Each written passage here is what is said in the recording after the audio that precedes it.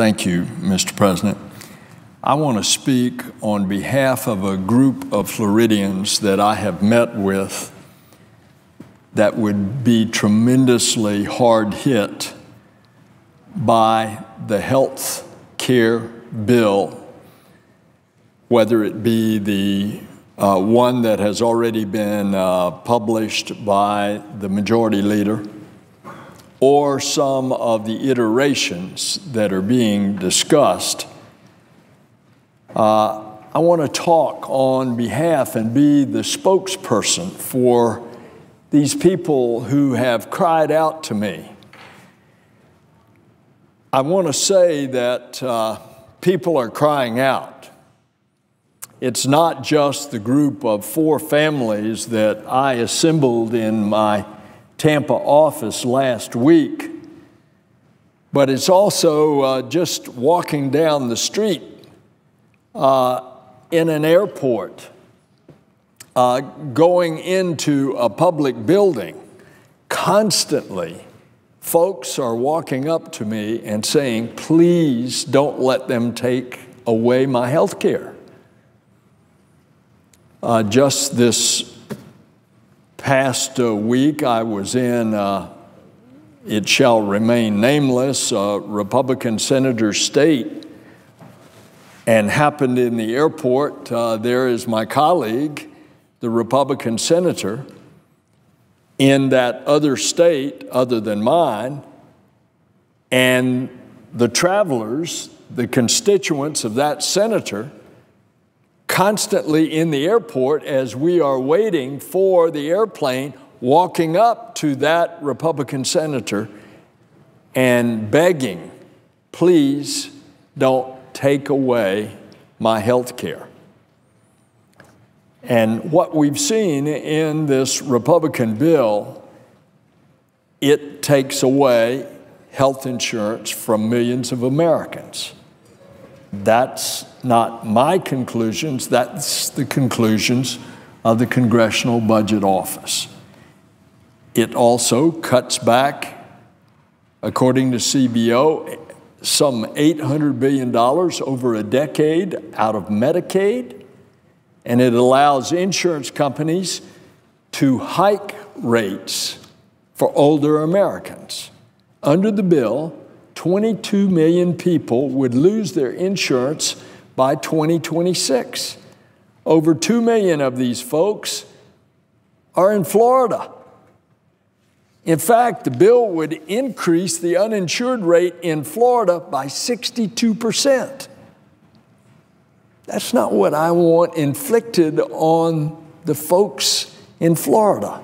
This bill lets insurance companies go back to the days when they had annual and lifetime limits on coverage and refused to cover basic health benefits like prescription drugs and mental health services and even maternity care. This Republican health bill that has been so much the subject in the news and the center of the debate here for the past innumerable weeks, it really does cut Medicaid. Now, according to CBO, again, not my words, CBO's words, funding will be 26% lower in Medicaid by the year 2026 than under the existing law.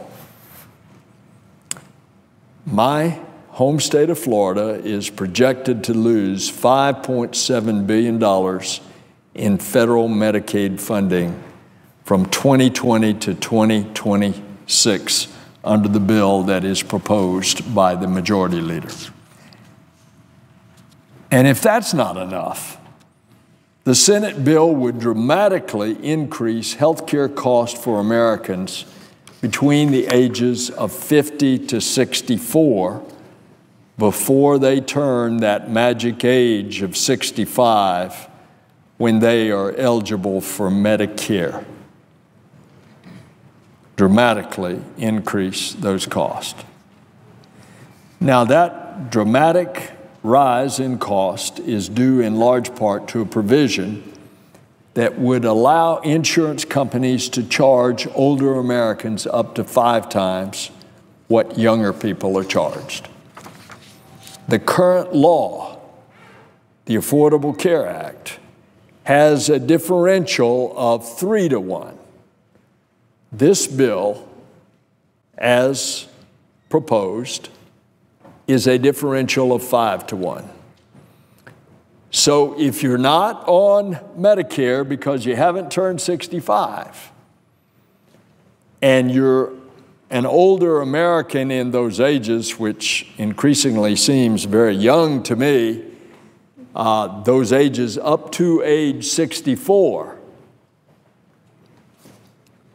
then the differential from what the insurance company charges the young person is 5 times, not 3 times as the current law is. This would especially be felt among those older individuals making between $42,000 and $48,000 a year, who after that point, they no longer qualify for the tax credits under the Republican bill to make coverage more affordable. Remember, the current law, up to 400% of poverty, you're entitled to get tax credits according to what your income is to help you buy private health insurance from insurance companies on the marketplaces in each state. Even that is going to be reduced. And this bill also includes a backdoor provision that undermines the protections that currently exist for people with pre-existing conditions. Now, you'll hear people argue, defending the bill, that it doesn't do that. But look what the bill says. It says that you leave it up to the states to determine that. What's a way that the state can lessen the cost of insurance premiums? Take away the guarantee that you can get insurance if you have a pre-existing condition. Well, I've given a number of speeches. I've had some experience in this as the former elected insurance commissioner of Florida when it was an elected position. It was also the constitutional position of state treasurer. I held that position for 6 years, and I've dealt with insurance companies. And I've seen some of insurance companies say, you have a pre-existing condition. We're not going to insure you. You have asthma. I've seen an insurance company even say, we're not going to insure you because you have a pre-existing condition, you had a rash. Under the current law, an insurance company cannot deny you insurance because whatever your pre-existing condition is, your pre-existing condition may be that you have a weak heart. Well, you of all people would want health insurance. Before, you couldn't get it. Now, under the current law, you can. But I don't want you to hear this over and over plea from me. I want the pleas from several Floridians to reach out across the state lines and to get to the senators who are going to be voting on this. I want you to hear from some of my constituents. So when I met with them last week in Tampa, I had many who said that they would be devastated if Medicaid were cut.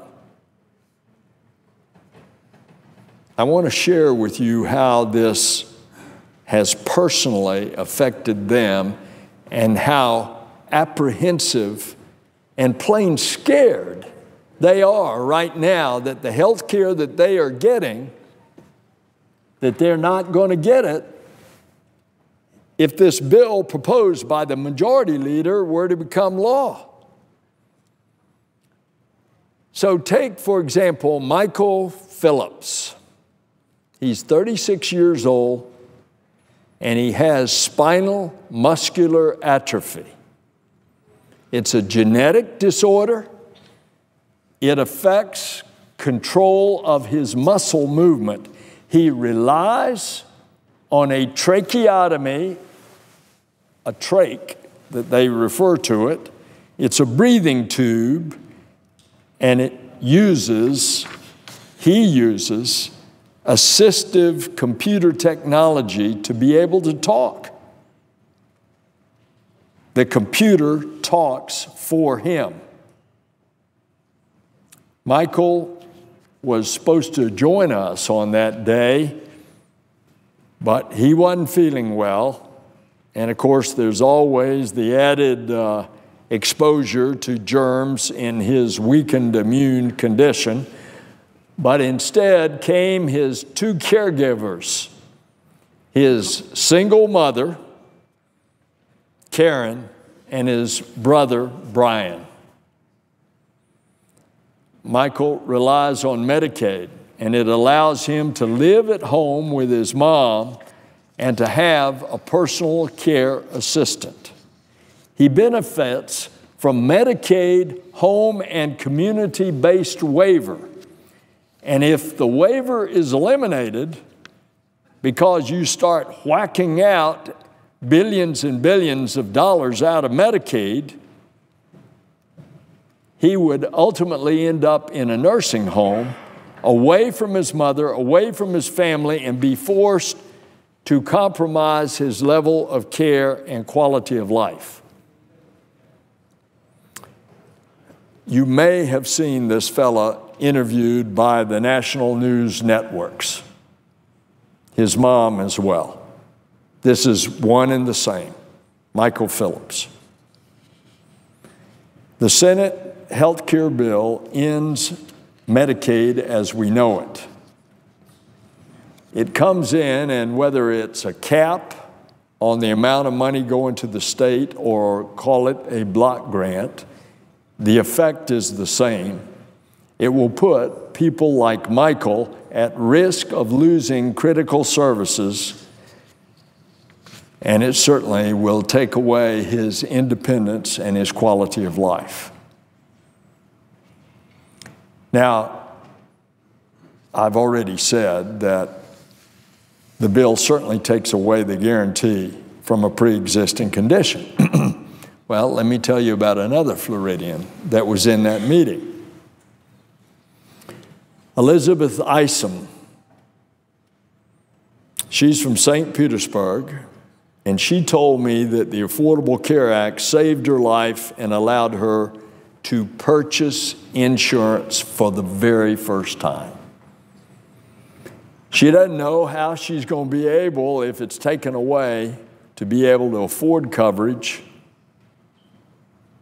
because the lifetime caps that an insurance company cannot put those lifetime caps on of what they pay out. For example, in the old days, before the existing law, an insurance company would say, I'll pay you as long as it doesn't exceed, say, $25,000, $50,000.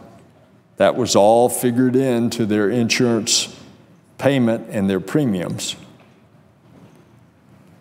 And in the current law, there are essential health benefits. There are about a dozen of them. Elizabeth was a social worker before she developed a sinus tumor. She went without insurance for 3 years, during which time her health was deteriorating. She could not afford, because she did not have health insurance, she could not afford to have that tumor operated.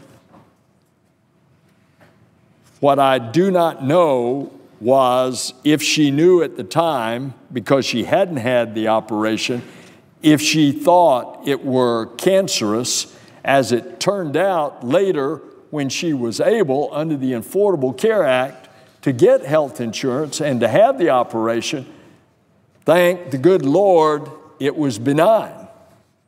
But her health deteriorated to the point that she actually thought, as this thing starts to grow in her sinus passages and into her brain cavity, she thought she was approaching death. It ended up being vital organ damage. It reached to the point of complete disability. The mass in her sinus had extended into her skull. And after the ACA became the law of the land, she purchased insurance through healthcare.gov. She says it's the best insurance she's ever had because it covered essential health benefits like preventive services, and it certainly provided so that she could go on and get the operation, and it saved her life. And if this Senate bill passes, services that Elizabeth relies on may no longer be covered, and she'd likely never be able to afford a decent health insurance package again, and she obviously has a pre-existing condition. She'd be one of the 22 million people that the Congressional Budget Office estimated would lose their health insurance if the bill proposed by the majority leader, Senator McConnell, were to become law. Let me tell you about another Floridian, Regina Herbert from Tampa.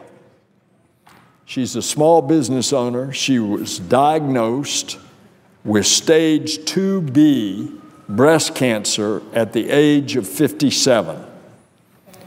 She too told me that the ACA saved her life. Without the ACA, she would not have received health insurance because her cancer is considered a pre-existing condition.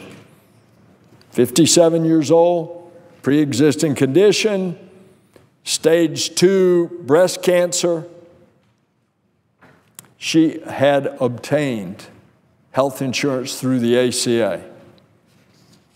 2 surgeries, months of chemo and radiation. She told me that if her cancer comes back and she doesn't have insurance, then she's going to have to choose between going bankrupt, not to what she's doing now, which she's got a small business. She's paying taxes. She's contributing to society. What's her other choice? Other choice is to give up. You take away her insurance, that's her choice. Bankrupt or giving up. I don't think we want to put Americans in that position. And the Senate health care bill allows the states to waive the essential health benefits, that dozen that I talked about that are listed, like those needed if they have a pre-existing condition. So there was another lady that I met with. Her name is Olivia Babis. She's from outside of Tampa, a place called Lutz. She also has a pre-existing condition. She told me that she uses the essential health benefits guaranteed by the existing law. She's scared of insurance companies that they would take away the coverage of treatments for her disability and also reinstate annual and lifetime limits on her coverage. Let me tell you about this young lady. She is just amazing. She was born without arms. no arms.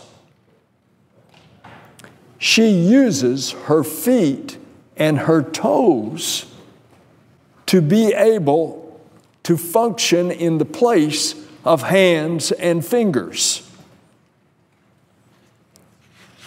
And then in one leg, she had to have a total knee replacement by the time she was 30.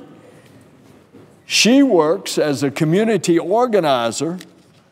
She doesn't qualify for Medicaid in Florida because her income is considered too high. She actually has an income. And Olivia purchased health insurance through healthcare.gov with the help of tax credits to help her afford health insurance.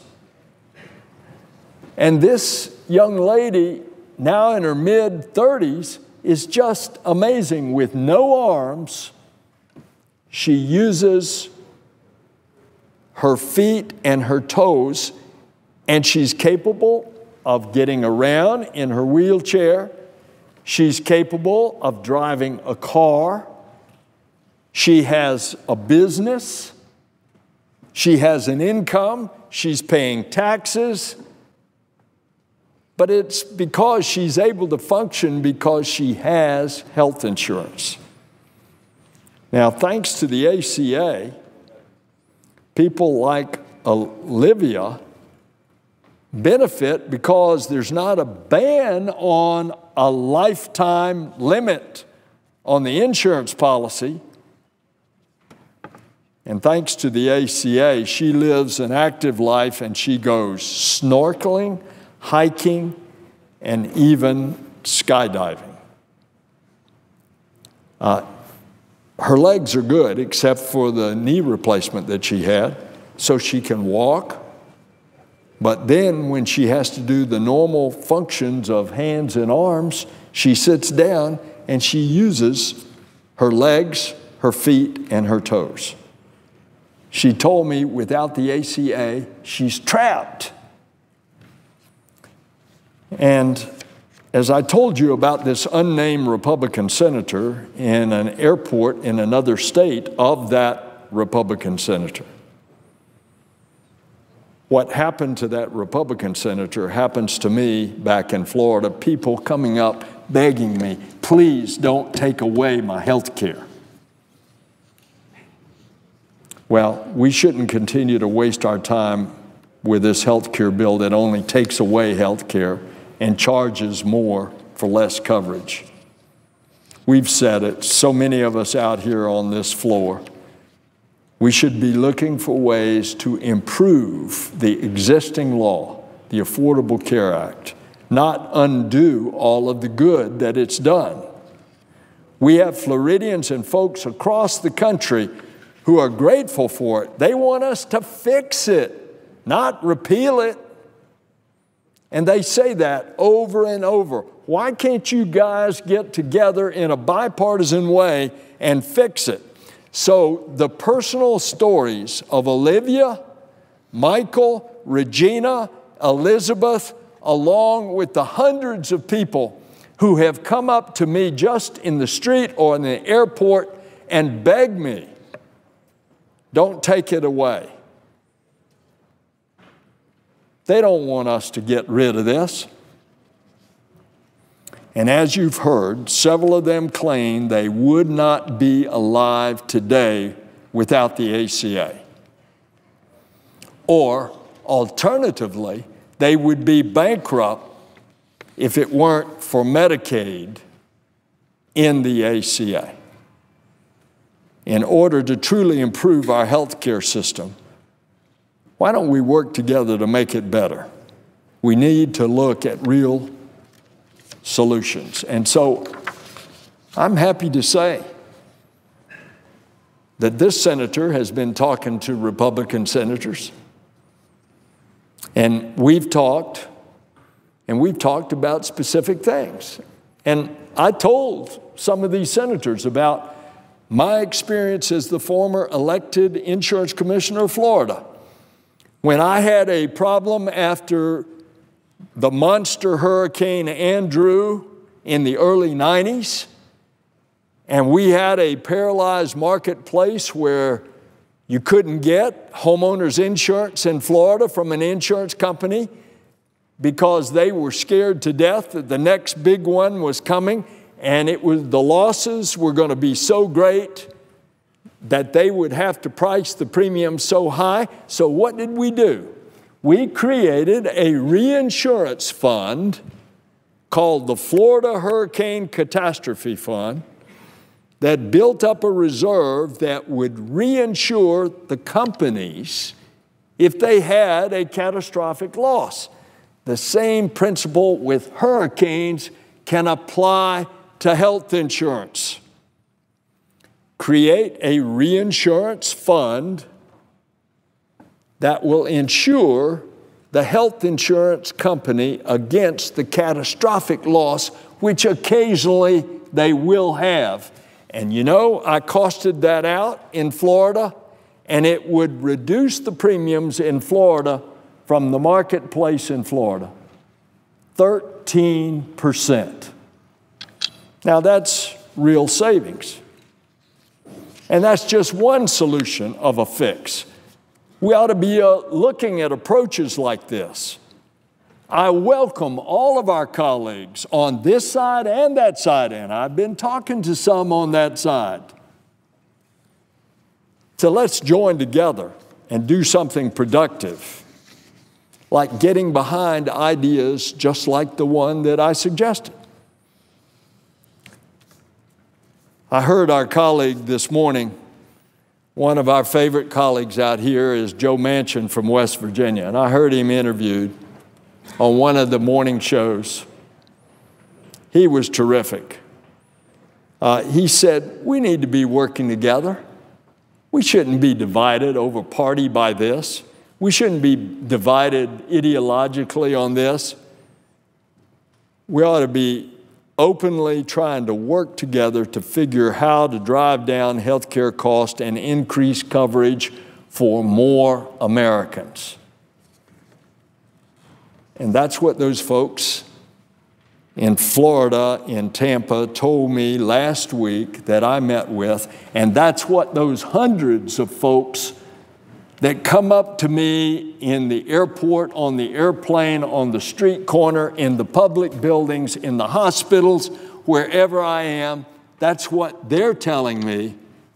Please get together and work it out.